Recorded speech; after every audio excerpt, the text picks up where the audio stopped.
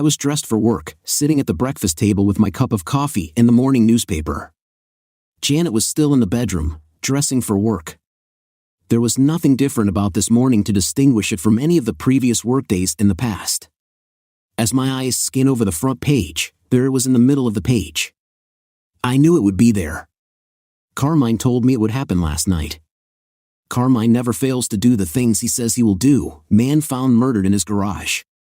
The news article went on to say that Robert Told's son was found dead in his garage last evening. He had been beaten and then strangled with a garrote. The article said Robert Told's son was an employee of the Callis Realty Agency. Janet is also employed by the Callis Realty Agency. The police have no suspects at this time. The investigation is just beginning. There was no reason to read any more of the newspaper. I folded it and placed it on the table where Janet always sits in the morning. A sweet, warm feeling washed over me as my mind sorted through all the factors that led up to this morning. I was sipping my coffee as Janet came into the breakfast area. My God, was she beautiful. My wife of 5 years was more stunning today than she was 7 years ago when I first met her. There was no good morning, dear, from either of us as she pulled out her chair and poured herself a cup of coffee from the carafe. It's hard to believe just how far our marriage had plummeted in the past year. Our eyes met for a brief second, a slight smile passed my lips as I acknowledged her arrival. She said nothing to me. It had been this way for the past 2 months after the major blowout we had about her increased working hours. She seemed to crawl into her shell and did not wish to come out. I guess her coldness bothered me more than anything else. During our courtship and in the early days of our marriage, Janet was such a warm, loving companion. I truly missed that closeness.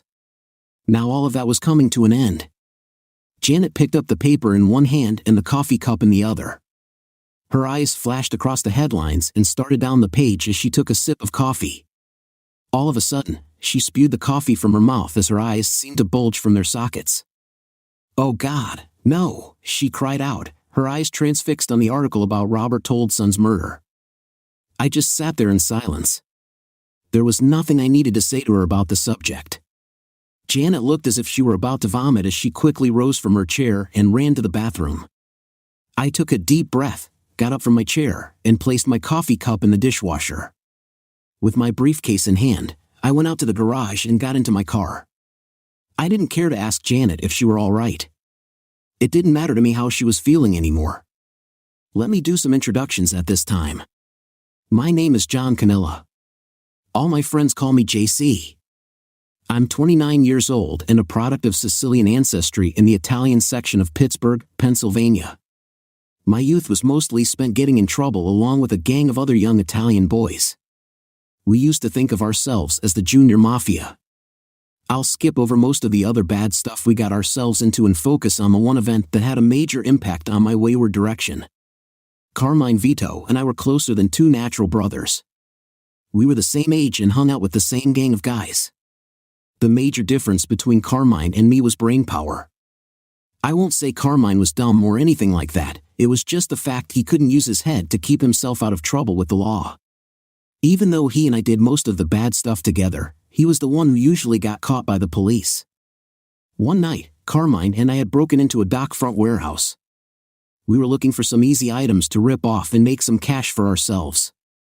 The security guards must have seen us entering the building through the side window. They were waiting for us as we slipped back out the window with several boxes of MP3 players in our hands. One guard grabbed Carmine just as I was turning around. The second guard tried to grab me, but I shoved the box into his face. I jumped on the other guard's back and punched him on the side of his head with all my might. He let go of Carmine as I pulled him to the ground. I was shouting to Carmine to get his ass out of there as fast as he could. Carmine turned and ran off. The second guard recovered and grabbed me from behind. There wasn't much of a struggle after that. The guards had a nice time with me until the cops showed up. When they arrived, they were laughing with the guards as they surveyed my bruised and bloodied body. I was taken to the police station and put in a holding cell until my parents came down to get me released. To make this long story short, I never gave up the name of the other person who was with me in the warehouse. I was given 2 weeks in jail and put on probation. Carmine called me several times to apologize for skipping out when the guards grabbed me. I told him it was all right because if he had been caught with his prior arrest record, he would have spent a year or more in jail. He vowed that he would make it up to me if it took him the rest of his life. My parents were angry and humiliated by my arrest. My dad thrashed my butt with his leather belt until it almost bled. Then I was told they were going to enroll me in St. Peter's Catholic High School because I needed to be straightened out one way or another. Needless to say, the nuns and priests did a very good job in the discipline department. By my senior year, I had made a change in my lifestyle. One of the priests, who became a mentor for me, encouraged me to take a different path in life. So it was that I dropped out of the neighborhood gang and finally did well enough that year to get accepted to Penn State. Again, cutting the long story short, I did well in college and graduated with a degree in human resources. It was easy to find a job with a good company upon graduation. For once, my parents were proud of me. Even though I dated a lot of women while I was in college, I wasn't ready for any long-term commitments. It was 3 years after graduating from college when I met Janet Ficano. She was the first woman who made me think twice about ending my bachelorhood. We met at a seminar for HR representatives. After the seminar, I got her phone number and told her I would call her. She seemed quite pleased with that prospect. Janet was different than any of the other women I had dated. There seemed to be many sides to her personality. At times, Janet seemed like Chris Costner's Soar in the movie The Three Faces of Eve. The trait I liked the least was Janet's stubborn personality. Whenever Janet took a stance on a particular issue, there was no dissuading her from her belief, no matter how wrong that belief might be. Our courtship was an on-again, off-again affair. We never indulged in sexual relations during the first year of our dating. I found out that Janet had been abandoned as an infant. Her mother left her in a pew in the back of a church and walked out of her life. Her early years were spent in a home for orphan children and then in several foster homes as she became a teenager. I firmly believe it was this lack of having a mother to love and care for her that caused most of Janet's personality problems. In spite of all her problems, Janet was the most loving and warm person I had ever known when she was with me during those first years. My parents were not strong supporters of Janet during our dating years. They always told me I would be sorry if I got too involved with her. I didn't listen to their good advice. Janet and I were married in a small ceremony at my local church. Janet and I both agreed that we would hold off on having children until we were financially established and she could quit her job to be a full-time mother. That fact did not sit well with my parents. Things began to go sour in our marriage during the 3rd year. The company Janet worked for was bought out by a larger company, and her job was eliminated. She became very depressed by the loss of the job she really liked. We weren't in any financial difficulty, although her salary had been a nice addition to our savings account each month. It took several months before Janet finally landed a new job. It wasn't a job she particularly wanted. The job was office manager at the Callis Realty Agency. I tried to be overly supportive of Janet during her unemployment period. Sometimes I felt she resented the fact that I had a job I truly enjoyed and she had to settle for a second-best job. For a long while, she had some serious mood swings, especially during her monthly period. After working at Callis for a couple of months, she slowly began to regain her normal pleasant personality. Things started looking better for both of us. Our sex life, which had suffered badly during Janet's unemployment period, was also on the rebound. There were times in our bedroom when I felt Janet was trying very hard to make up for the rough patch by being more aggressive with her lovemaking. I never complained. For about 9 months, our married life was at its best. Janet became more enthusiastic about her job. She even began a home study course in real estate. I was pleased with the change in her demeanor and the loving wife she was to me. Then came the good news and the bad news situation. The good news was I was making a slow but steady progression up the management ladder with my company. I had been with them for 5 years, and my future looked very promising. Then came a merger with a company based in Atlanta, Georgia, which started a major change in my job responsibilities. The Atlanta company was to be assimilated into our corporate structure. As such, I would have the responsibility to train their personnel and to make headcount cuts as I saw necessary. I was really pumped up with my new job responsibilities. The bad news was that my new assignments would mean I would be traveling out of town more often and for longer periods away from home. Janet was not thrilled with the prospect of me being on the road so much. Even during the longer periods on the road, I managed to be home for the weekends. At first, this seemed to placate Janet's anger at my being away so much, but, and there always is a but, slowly my coming home for the weekends didn't seem to be enough to make up for the time away from home. Janet moved into her stubborn mindset, in which she claimed I was enjoying being away from home, and she suddenly hinted that I might have a lover who I spent time with in Atlanta. Nothing I could do or say could move her away from this negative thinking. I would call her at work during the day and every night when she was at home. I sent flowers to her at work and humorous cards over the internet. Her coolness toward me continued. It had taken the better part of 6 months to complete the staff training in Atlanta. My days as a road warrior were coming to an end. In addition, I was given a promotion at corporate headquarters. These were two things that I felt would cause a turnaround in Janet's attitude toward me. I was wrong. It seemed as soon as I stopped traveling, Janet started working longer hours at the agency. I tried to question her about the reasons for her working hours, and she gave me some sarcastic answer about it being her turn to work for a promotion. She even said that it was time for me to know how it felt to be alone in the evenings. Our sex life was running on empty. 2 weeks ago, Janet told me that she and several of the people at her agency would be away for the weekend attending a special introduction session with a developer who was beginning construction of high-rise condominiums near the riverfront. She said it was imperative for her to get in on the ground floor with this developer. There was no asking me if it would be all right for her to be gone the entire weekend. She was going to go, and that was the end of the discussion. Although I stopped running with the junior mafia when I was in high school, I did keep in touch with several of my closest friends, especially my buddy Carmine. I called him up and asked him if he wanted to see the Steelers versus Raiders game on Sunday.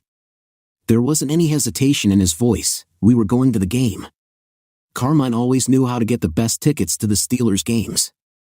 I told him Janet would be away on business on Saturday and Sunday. He then told me to plan to spend the weekend with him and the boys so we could catch up on all that was going on in the old neighborhood. The thought of a weekend away from home and wife sounded really great to me. I didn't bother to tell Janet of my plans. Friday morning had been another chilly event for us around the breakfast table. I briefly asked Janet if she had a phone number where I could reach her while she was gone. She very coolly told me not to bother calling her because she would be with some very influential people and taking phone calls from her husband would make her feel like I was a father checking up on his teenage daughter. I didn't press the matter any further. In the afternoon, Janet took her weekender luggage and headed off to the airport in Atlantic City. Carmine was really glad to see me. It had been over a year since the two of us had gotten together. It seems I was one of the few guys from the junior mafia who had been successful in getting out of the old neighborhood before spending any more time in jail. Carmine would also remind me of the outstanding debt he owed me. Anything you need, JC, you just give Carmine a call and I'll take care of it for you.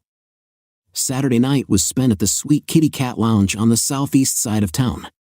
The strip club could easily pass for the Bada Bing Club on The Sopranos. There were a dozen or more scantily clad young females dancing on stage and lap dancing in the audience. A sweet young thing, she couldn't be much more than a day older than her 18th birthday, came over and began to wiggle her smooth ass in my face. "Go ahead, JC, she's yours for the night if you want her," Carmine said as he squeezed her left breast. "Sorry, Carmine, but you know me, always faithful to my wedding vows. I can't say I'm not seriously tempted, but I do believe in loyalty and fidelity." I looked at the lovely young stripper and just shook my head no. She pouted for a second and then moved on to try her luck with another horny male customer. "Damn, you're really serious about this fidelity thing, aren't you, JC?" Carmine said with some disbelief in his voice. "You got that right. Without fidelity, there's nothing. No love, no marriage." The next morning was a typical cold, windy Pittsburgh day, but that didn't matter to the horde of fans who trekked off to Three Rivers Stadium to see the game between the Steelers and the Raiders. There is a bitter rivalry between these two football teams which borders on gang warfare. Ever since the Steelers snatched victory from the jaws of defeat in one of the NFL's most memorable moments, with a fortunate bounce, Franco Harris found himself on the end of an unlikely reception that changed the outcome of a fantastic defensive struggle with the Oakland Raiders in the first ever playoff game at Pittsburgh's Three Rivers Stadium. Neither team has forgotten that legacy. It's a good thing guns are not permitted on the playing field. The Steelers weren't having a great year. At this point in the season, they had 5 wins and 5 losses. Today would be the biggest game of the season. The silver and black were back in town. It was hard-hitting all afternoon on the football field. I was getting hoarse from all the shouting and screaming I had been doing, but the final score was Steelers 21, Raiders 20. The day couldn't have ended on a better note, or so I thought. As much as Carmine wanted me to stick around and get shit-faced with the rest of the guys, I had to bow out and tell him another time. Tomorrow would be a hard day at the office, and I knew I didn't need a hangover on top of all the other job pressures. Besides, Janet was coming home this evening, and I wanted to be there when she got home. Janet did not come home Sunday night. I left for work Monday morning with some serious doubts going on in my mind about the latest developments in my marriage. There had been a sense of impending doom whenever I thought deeply about the state of the relationship between Janet and me. Sure, there were rough patches in all marriages, but maybe our marriage had decayed into something more than just a rough patch. The workday was as hectic as I thought it would be when I left home in the morning. Several high-level meetings and a harassment lawsuit brought against the company were high on my agenda. It wasn't until 5:30 when I had a chance to sit down and check my emails. There were a dozen emails from the staff along with the latest information on the lawsuit. Near the end of the list of emails was one that seemed to jump off the screen. It was titled, "Who was the last one to know?" As I opened the email, expecting some humorous animated cartoon, I was suddenly faced with a photo of Janet and another man engaged in a passionate embrace and a lip-locked kiss. At the bottom of the photo was a text message which simply said, "Want to know what happened after this? Click on the next link." A cold chill ran up my spine as I hesitated for a moment, staring at the photo of Janet kissing another man. Then I clicked on the next link. The screen flashed up another photo. This time, Janet and the man she was kissing were both nude and standing together in a motel room. Again, at the bottom of the photo was a text message which simply said, "Want to know what happened after this? Click on the next link." My hand was trembling. There was a tightness in my throat and chest as the nude image of my wife burned itself into my brain. There was a part of me that did not want to see the next photo. Still, I knew I had to click on the link. The next photo was the end of my marriage. Janet was on the bed on all fours with the same man in the other 2 photos. There was an expression of lust and ecstasy on Janet's face. The only woman I had ever completely loved was nothing but a cheating adulteress. I loved and trusted her with my whole heart. Now she was ripping that heart out of my chest. The text at the bottom of the photo simply said, "Dick provided by Robert Tolson." My worst nightmare had just been shoved in my face. There was no doubt that Janet's coldness toward me over these past couple of months was more than just a wife being irate at her husband. Her coldness was akin to the rigor mortis setting into our dying marriage. What follows anger and rage? For me, it was a calm resolve which I had not felt in a very long time. It was the resolve of revenge now settling into my mind. Infidelity and betrayal would not stand in my lifetime. There were 2 people who would pay dearly for the insult they knowingly heaped upon me. My first thoughts were about the person who sent the incriminating emails to me. There was no name or other indication of where the emails were sent from. Questions kept banging around in my head. Why would someone send this email to me? What would they hope to gain from exposing my wife's infidelity? Were they friends of mine or enemies of Janet? I would have to work out that problem later. I slipped a CD disc into my computer and made a copy of the email along with the 3 photos. Then I deleted the email and followed that with a scrubber program which erases all evidence of the email from my hard drive.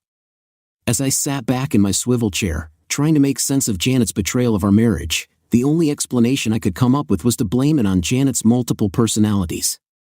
Yet if she wanted a divorce, I would have given it to her, and we both could have walked away from this train wreck of a marriage. But now my revenge would be swift and complete. I would take no prisoners nor give any mercy to either of them. The plan was beginning to gel inside my mind. I left the office building and went around the corner to a payphone. The number I dialed was an untraceable pay-as-you-go cell phone. "Carmine, I think it's time for me to collect on that debt you owe me." When I got home around 7:30, Janet was already home and watching TV. She didn't get up and run over to hug and kiss me. She just looked up and simply said, you're coming home late." "So are you," was my simple reply as I moved into the kitchen area. Nothing else was said between the two of us.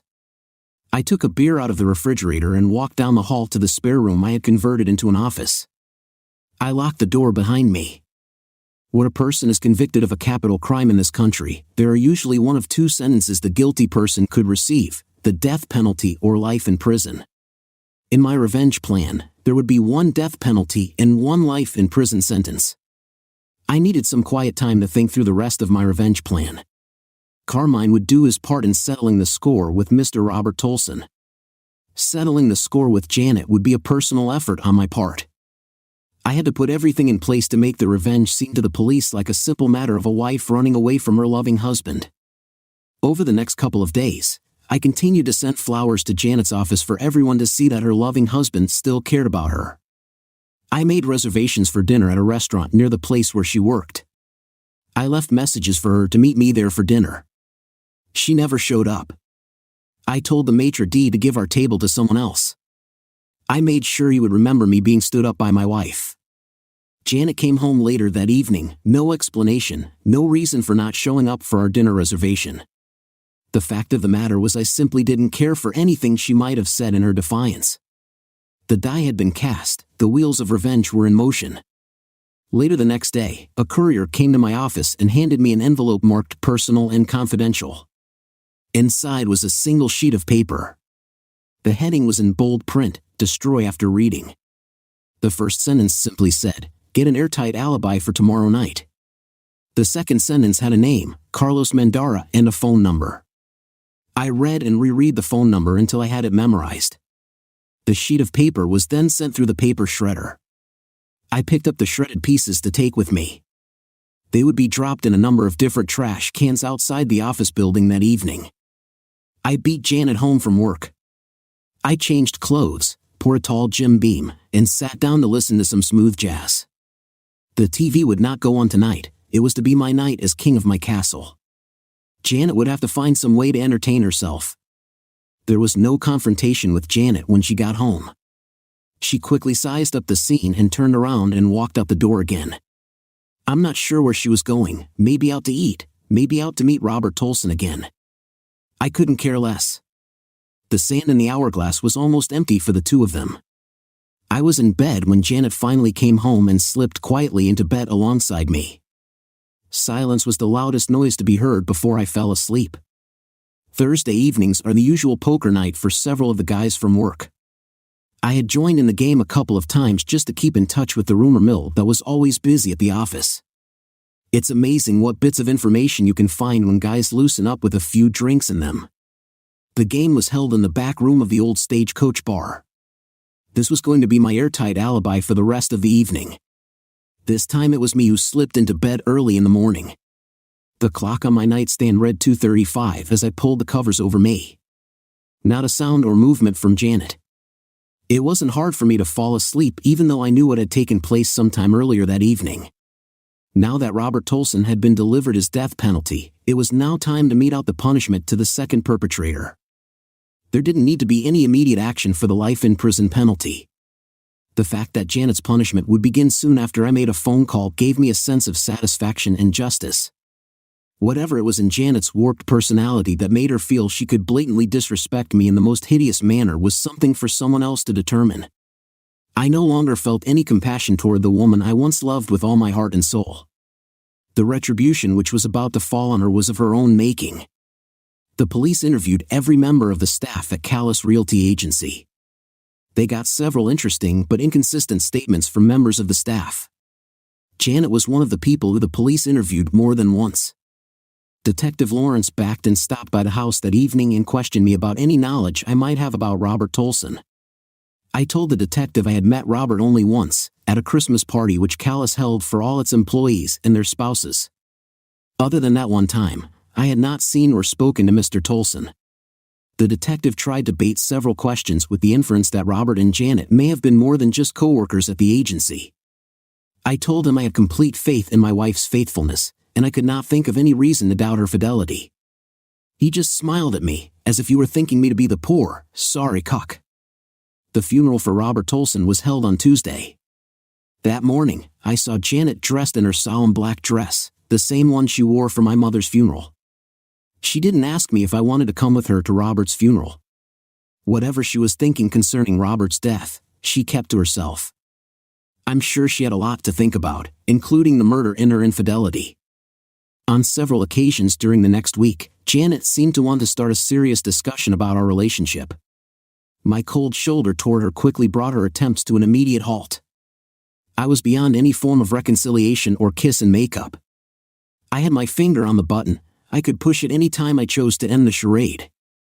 3 weeks after Robert's murder, the police investigation seemed to peter out. The police could find no new leads. Someone indicated there was the possibility Robert might have been murdered by a loan shark or a bookie.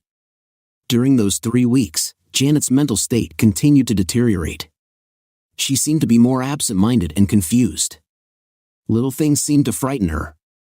I offered no aid or comfort to her, even though I could see she was having a difficult time.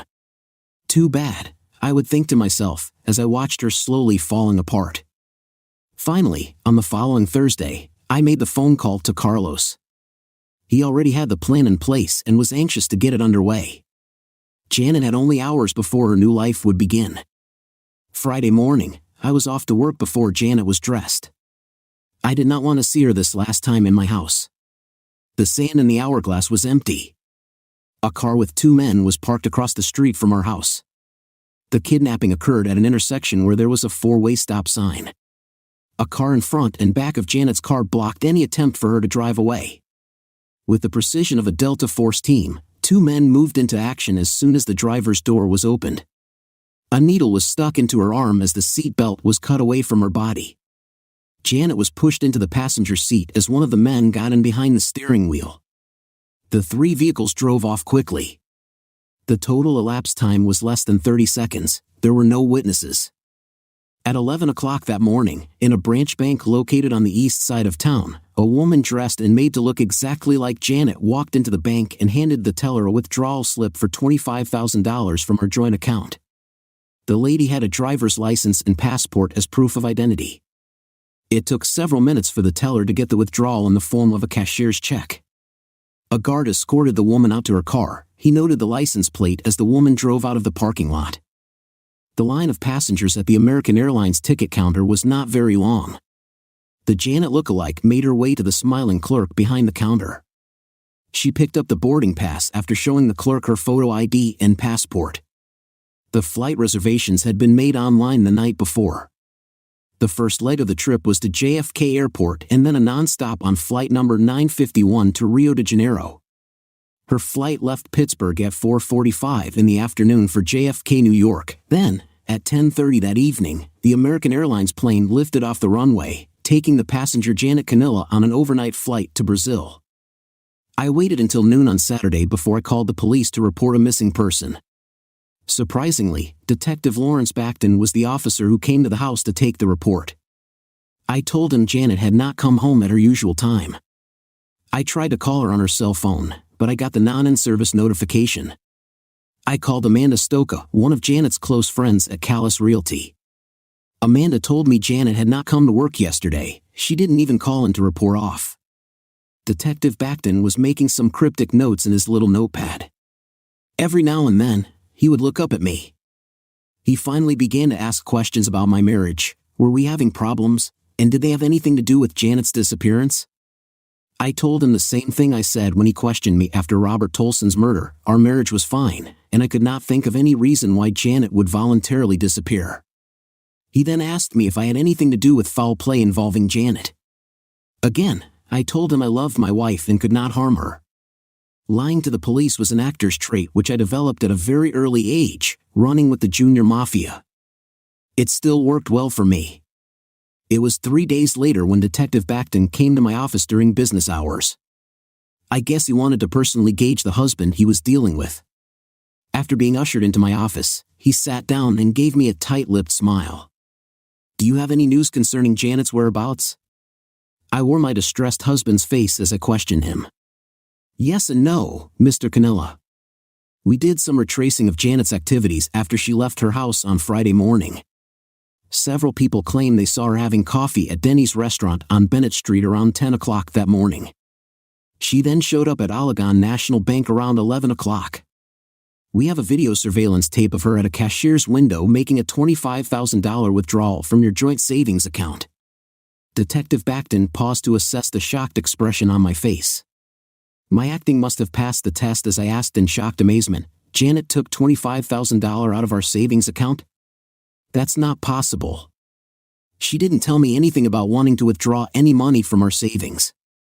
The facts are pretty clear. The cashier made photocopies of Janet's driver's license and her passport before she made out the cashier's check. I'm sure that once you see the surveillance tape, you'll be able to identify the person at the cashier's window as your wife, Janet. Once again, Detective Backton paused and stopped to gauge my reactions to his disclosure. "I still think there must be some mistake, Detective. Janet and I talked about everything that's happening in our marriage. I'm sure she would have told me if she needed a large sum of money." My bewildered look backed up my words as I stared back at the police detective. I knew the detective was holding on to the most devastating news until last.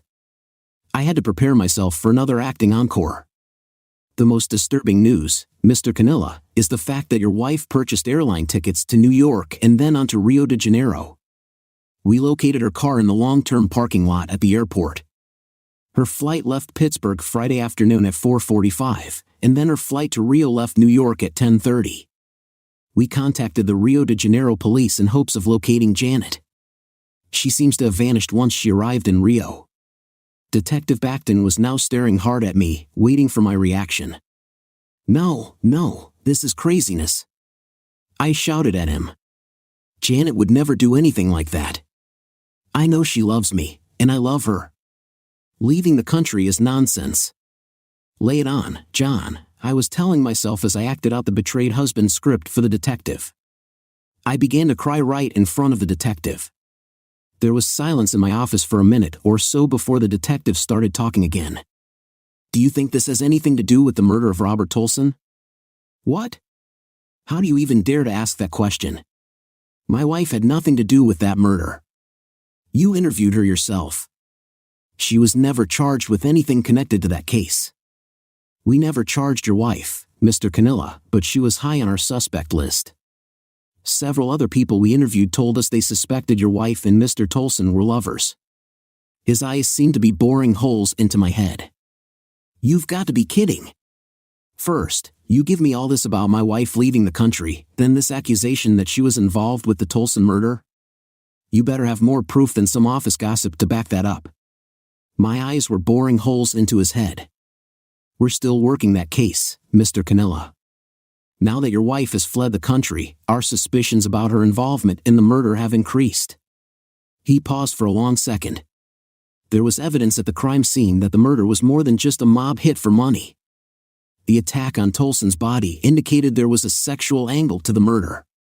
Tolson was tortured and beaten for several hours before he was strangled.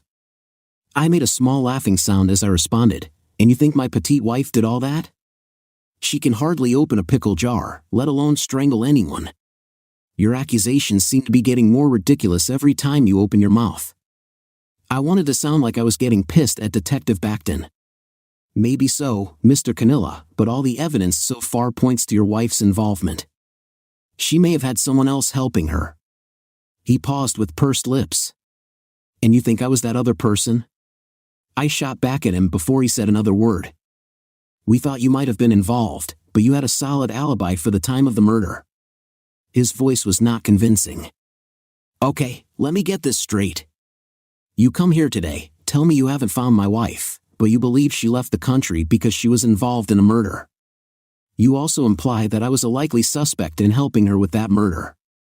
I paused and shot a glaring look directly at him. "Now, did I get all of that correct, Detective?" He just sat there, looking back at me, trying to determine if my indignation was just false bravado. "Is there anything else, Detective?" I said with a hint of scorn in my voice.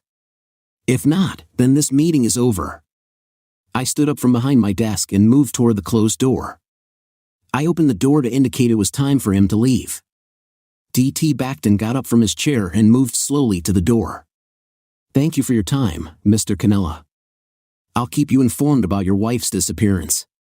He didn't extend his hand. I didn't offer mine. I closed the door after the detective left and settled back in my swivel chair. I was sure DT Backton's visit was intended to find out more information than to give me any substantial information about the two cases. I slowly mulled over every statement he made and every question he asked. It was clear he felt I may have been involved in either or both of the cases he was handling, yet my alibis were solid. I was playing poker on the Thursday night Robert Tolson was murdered, and I was in meetings all day last Friday when Janet went missing.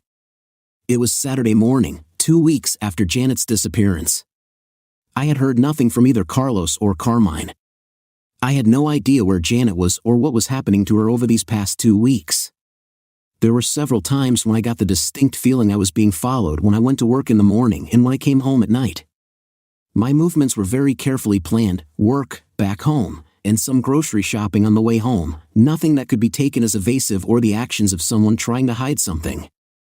I called DT Backton every other day to inquire about my missing wife. He had nothing new to report. The Brazilian police had not found any evidence of Janet after her arrival in Rio. I called Domino's for a pizza that afternoon as I sat around watching some college football on TV. The doorbell rang, and the pizza delivery guy was standing there with my hot pizza. I paid him and gave him a couple of bucks for a tip. As I opened the pizza box in the kitchen, there was an envelope sitting on top of the pizza. I opened the envelope and pulled out the sheet of paper. "Tomorrow morning, dress for church. Go to the 10 o'clock Mass at St. Peter's. During communion, slip out the side door on the east side of the church. There will be a dark Ford Crown Victoria waiting outside. Get in." I held the sheet of paper in my hand, knowing this was to be my last meeting with Janet before Carlos shipped her out of the country. He had waited 2 weeks to ensure the cover plan of Janet flying out of the country was well documented and all the evidence the police had to work on. It was an elaborate deception set up by Carlos to send the investigation in the wrong direction.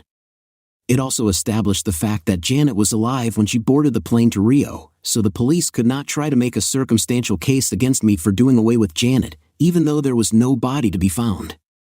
The bedroom was pitch black as I stared up at the ceiling. This past month and a half had been a living nightmare for me. After receiving that email, the chain of events which occurred reminded me that my ancestral roots would always bring out a dark side of my personality whenever I was disrespected by anyone. Nature or nurture, there was no doubt in my mind where my dark side came from. St. Peter's is a very large church. The 10 o'clock Mass is highly attended by several hundred parishioners. It was easy to get lost in that crowd and to spot if anyone was following me. If the police had a tail on me, they must have waited outside the church. As the throng of people moved to the front of the church for communion, I quickly slipped out the side door. The dark Ford sedan was waiting with its motor running. I got into the back seat, and the car roared off into the busy street.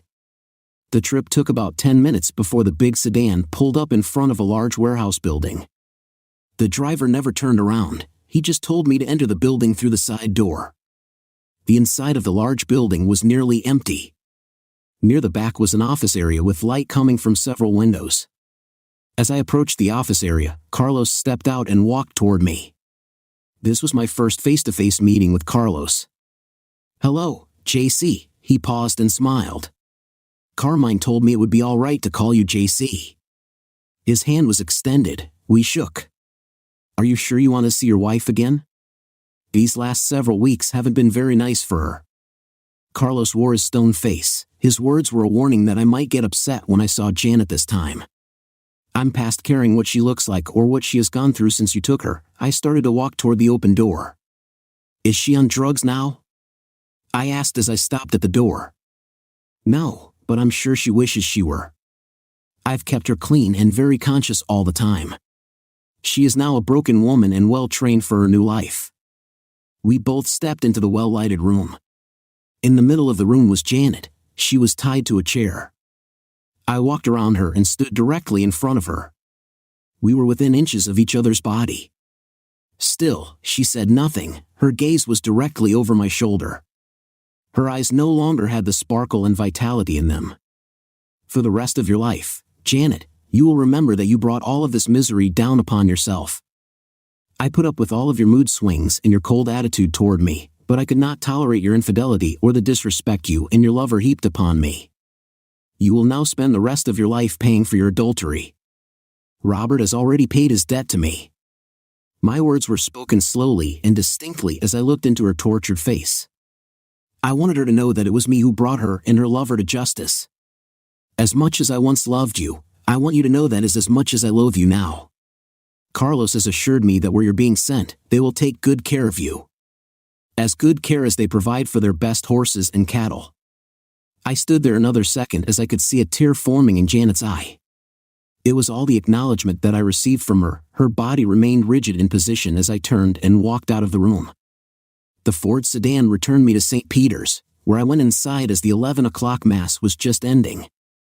I left the church and drove straight home.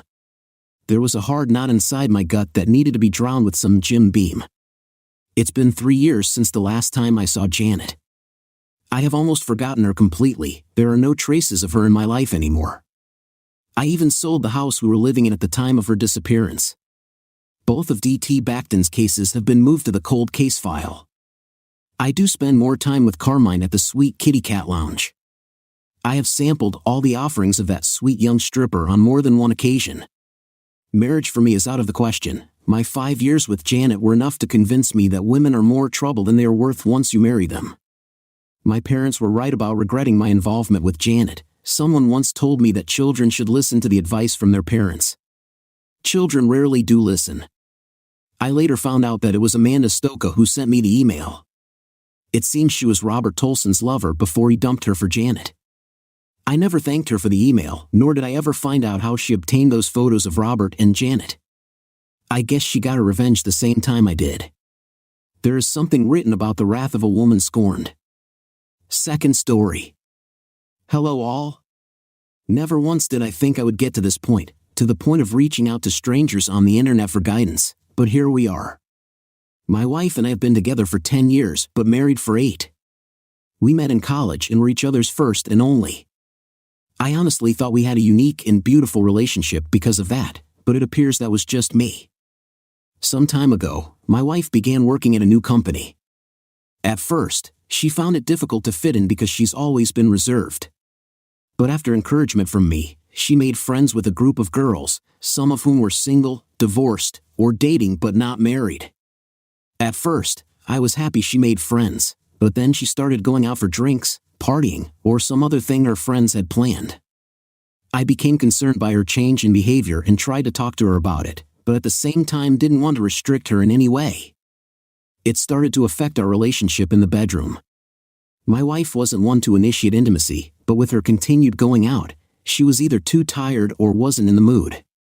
At some point, her company got a new manager whom my wife and her friends had taken a shining to. She began mentioning him in passing, but it got to a point where she was pointing out how he handled certain problems that didn't seem to be work-related. I questioned her on her fascination with this man, and she brushed off my concerns. She even started asking if I regretted not having more experience with women, to which I said no because she is all I ever needed. I swore I thought for a moment I saw a flash of sadness in her eyes, but she quickly changed the subject. She started mentioning open marriages as a way to spice up our marriage. I was taken aback because my wife has never been this kind of person and not that liberal sexually. To be honest, I had first refused and questioned if this had anything to do with the new manager, to which she denied. But said she felt like she missed out but at the same time didn't want to lose me, so this was a safer option. I warned that she was playing with fire, then reluctantly and naively agreed. So, for a year, my wife goes on dates, has one-night stands, then, as if I didn't see it coming, somehow is in some kind of relationship with that manager. I, on the other hand, had a few dates but no one-night stands because it frequently felt wrong to me. My wife would ask if I was fine but really wouldn't change her behavior. At some point, I felt the love I had for her, that pure special innocence of marriage, was gone and it was killing me inside. I ended up going on a date with an amazing woman who migrated over from South Korea. Conversation was effortless. She had the wit of a lightning-fast whip crack and a smile that would make one forget himself. This, of course, led to more dates until we were intimate. I honestly never had sex like I had with this woman. I never knew a woman could be so giving and make one feel so desirable. At first, My wife thought it was cute, but as the months went by, she began questioning my relationship with my lover. I promptly pointed out that this was her idea and even that she was in a relationship with the manager I was concerned about. She was silent. She looked like she wanted to say something but held her tongue. She began coming home early to surprise me with dinner and get the house extra clean. She also started coming to my workplace to drop off lunch and began to initiate intimacy in the bedroom. Honestly, if it wasn't for her opening up our marriage, which I am also to blame for agreeing, all this would have had me jumping for joy. I barely gave in to her attempts at intimacy, and when I did, it was simply to get it over with. Something in me towards my wife died, and I could see she felt it too. I asked what brought on this change in her, what was different. The response I got was that she wants to show me that she loves me and is happy with me. I never intended to, but I burst out laughing. I asked what about her little group of friends, her manager lover, or her one-night stands. She didn't respond that day and simply went to bed in tears. The next day, I get home to find her waiting for me. She told me she wants to close our marriage. This whole experience was a horrible mistake, that she regrets everything and wants us to be the focus of our relationship again. I told her to be honest with me and tell me what inspired all this in the first place. And wouldn't you know it, it was her group of friends that planted the idea because of their numerous sexual exploits. And when her manager came around, he surprisingly supported that lifestyle and encouraged my wife to live free. Apparently, it developed into an emotional affair but only got physical once the marriage opened. Wow, like that makes it better. She described it as being drunk behind the wheel of a speeding car. It was thrilling, intoxicating, but the price of the decision has become too much for her to bear. She sees now that she never needed a comparison and that what we had was truly unique and special. But now, she feels like she murdered our marriage and any chance of a life together. I told her I might not ever be able to see her as my wife again, and this made her break down in front of me. I simply held her in silence as she cried until she fell asleep in my arms on the couch. She has since left her job and cut off contact with all her friends and her manager. And even told me she's willing to spend the rest of her life making it up to me and work her fingers to the bone to be seen as a wife by me. But I haven't cut contact with my lover. My lover, quite frankly, makes me feel like a man, like I can challenge the world, and my wife hasn't in a while. Truth is, I don't know what to do in this situation. I would love to get the special feeling back if possible. My lover basically saved me when I was at my lowest. Please help me. Her lover told her that she was a nice distraction and that he had absolutely no intention of breaking up with his fiancée. He even added that this was simply to get it out of his system because the only woman who has ever understood him was his fiancée and he didn't want to break up with her. He also mentioned how he felt bad for me, but you snooze you lose. My wife, upon realizing that she was nothing more than a piece of meat to this man, added by the fact that she betrayed me for a cheap thrill, actually made her suicidal in that moment. She said she left her workplace and vomited in the parking lot. She also added that her first thoughts were, what have I done, and my name, please forgive me, I'm so sorry. I then asked her if she loved him and when it was that she stopped loving me. She looked me dead in the eye through tears and said she never stopped loving me, which honestly makes it worse, and that he was just something different. She thought it was love but now realizes how foolish she was. She squeezed my arm with surprising strength and said she knows she messed up but she misses us and the connection we had before all this. She even suggested we move away and start fresh, just the two of us, just as it was meant to be. I then told her it wouldn't be fair to my lover and that I need time away from her to process all this. It was like she had a meltdown at those words. She started sobbing harder and saying incoherent things. She held onto me as if I was going to disappear. It took some time for both me and the counselor to calm her down. The counselor managed to convince her that maybe time apart could help us heal. Now, I wish I could end the update with just this, but as we got home, I began to pack. My wife got a video call from her laptop. It was one of her former friends in tears. It turns out that after my wife resigned, this friend and the manager began a fling of their own. But apparently, she had a pregnancy scare which caused him to basically turn into Dr. Jekyll. To make matters worse, she had a boyfriend whom she apparently could see a future with, and the only reason why she even had a fling was because she was curious to the experience. Funny how that seems to be a trend. Her boyfriend found out because he discovered an email between the two discussing the potential pregnancy, but the manager basically accused her of baby trapping him. Of course, he left her, and the reason why she made contact is because she was under the impression that my wife managed to save our marriage and was desperately seeking advice. I just turned and left and have been staying in the apartment ever since. Update 3. My wife's insane behavior and how it changed us.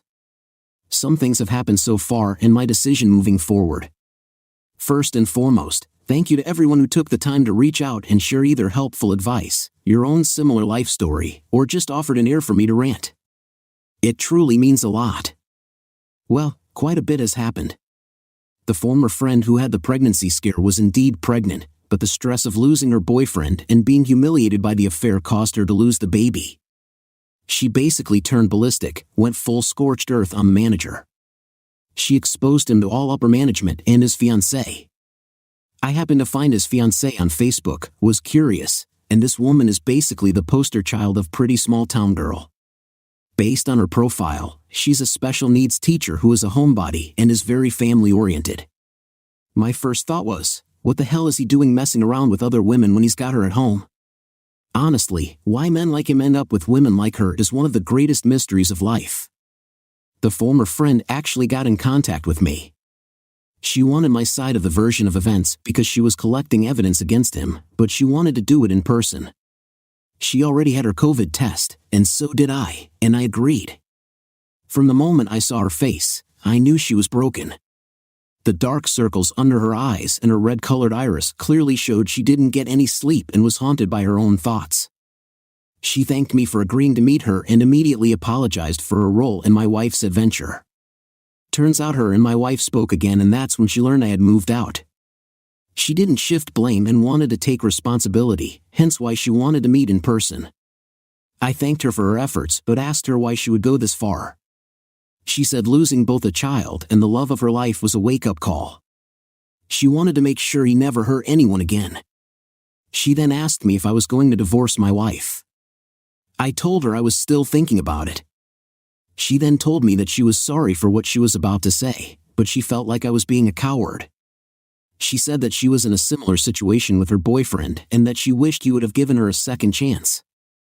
She said that if I truly loved my wife, I would fight for her and not just give up. I was taken aback by her words, but she continued. She said that she was willing to do whatever it took to make things right with her boyfriend, even if it meant going to therapy, cutting off friends, or even moving. She said that if my wife was willing to do the same, then I should give her a chance. She then left, leaving me with a lot to think about. I decided to go back home and talk to my wife. When I got there, she was a mess. She had lost weight, her hair was a mess, and she looked like she hadn't slept in days. She immediately hugged me and started crying. She said she was sorry for everything and that she would do whatever it took to make things right. We talked for hours, and she told me everything. She said that she was lonely and felt like she was missing out on life. She said that she was influenced by her friends and the manager and that she regretted everything. She said that she loved me and wanted to be with me. She said that she was willing to go to therapy, cut off friends, and even move if that's what it took. I told her that I needed time to think and that I would let her know my decision. I went back to my apartment and thought about everything. I realized that I still loved my wife and wanted to be with her. I decided to give her a second chance. We went to therapy and worked on our issues. It was hard, but we made it through. We are now stronger than ever and are planning on starting a family. I am grateful for the second chance and am glad that we were able to work things out.